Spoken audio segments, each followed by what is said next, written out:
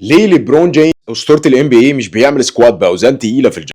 وايه السر اللي مخليه ان هو يعمل جامب بالشكل ده؟ ده لسه بيعمل دانك بين الرجلين ولسه عنده 39 سنه. السؤال هنا، هل اسلوب الجامب عند اللاعب بيؤثر على نوع التمرين المناسب ليه؟ اكيد، وده علميا بيرجع لنوع الجامب او القفز اللي بيعتمد عليه اللاعب. الرياضيين اللي بيعملوا جامب برجل واحده زي لعيبه الوثب العالي غالبا بيكون جسمهم خفيف او اطارهم كمان او الفريم بيبقى نحيف، عندهم عضلات قليله. مثال على ده لاعب الوثب العالي القطري معتز برشيم، طوله 188 سم، وزنه 66 كيلو. لعيبه الرجل الواحده او لعيبه الجامب برجل واحده بيحتاجوا خفه وسرعه اكتر من القوه العضليه.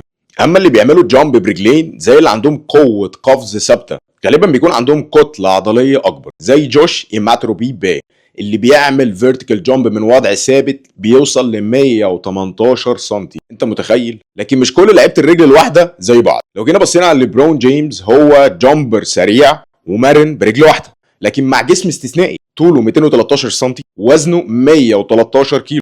ليبرون على فكره بيعتمد على السرعه ومرونه مقدمه القدم في الجامب، فهو يعتبر ان هو 4 فوت الاستيك جامبر، وده بيخليه ان هو يعرف يحافظ على سرعه التلامس مع الارض او الجراوند كونتاكت، وبيقدر ان هو يطير بشكل مش طبيعي زي ما بنشوف.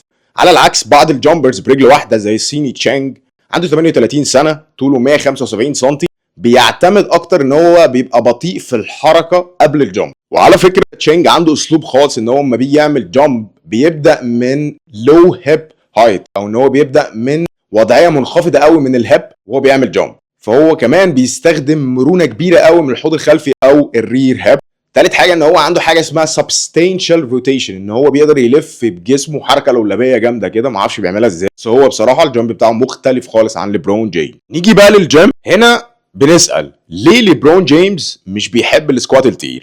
المدرب الشهير مايك بويل، واحد من الناس اللي انا اتعلمت منها، عنده جمله عبقريه اسمها القطط مش بتحب تعمل سكوات، او cats don't like to squat. الرياضيين المرنين او الالاستيك اثليتس اللي بيعتمدوا على مقدمه القدم مش بيحبوا ان هم يعملوا سكوات عميق او ديب سكوات، لان جسمهم مش مهيئ للحركه دي. ليبرون جيمس وجا مورنت لما بيحبوا ان هم يعملوا سكوات بيستخدموا وضعيه رجلين واسعه اكتر، لان السكوات العميق مش طبيعي ليهم بناء على طريقه حركتهم، فهم بالنسبه لهم الدبث سكوات بالنسبه لهم مش مريح او مش مستريحين وهم بيعملوا دبث سكوات. المشكله هنا ان كتير من السترينث كونديشننج كوتش بيعتمدوا على السكوات العميق او الدبس سكوات كتمرين اساسي، وده بيخليهم يحكموا غلط على الرياضيين اللي جسمهم مرن زي ليبرون. الرياضيين دول اقرب للغزلان مش الغوريلا، كل جسم وليه اسلوبه الفريد. بس مش معنى كده ان كل الرياضيين المرنيين او الالاستيك اثليت وحشين في السكوات. شوف امثله مثلا زي ستيفن هول لاعب الوثب العالي السويدي، بيقدر ان هو يعمل سكوات بعمق. الفرق هنا ان الرياضيين اللي بيعتمدوا على الرير فوت او القدم الخلفيه بيكون عندهم قدره اعلى على تحمل السكوات العميق او الدبس سكوات، زي بالظبط كده برضو دورا هاريس اللي بيقدر ان هو يعمل سناتش من الدب. الخلاصه هنا ان مش كل رياضي لازم يعمل سكوات باوزان تقيله او يعمل سكوات بنفس الطريقه. ليبرون جيمس بيختار اسلوب يناسب جسمه وحركته، وده سر استمراريته لحد سن 39 سنه. لو انت رياضي اسال نفسك، هل انت اسلوبك قريب من ليبرون جيمس ولا جا مورنت ولا قريب من ستيفن هول؟ عجبك الفيديو وعايز تشوف اكتر عن علم التدريب وحركه الرياضيين والتاهيل، اعمل شير ولايك وسبسكرايب للقناه. سلام الصديقي الرياضي وصديقي المدرب، سلام عليكم.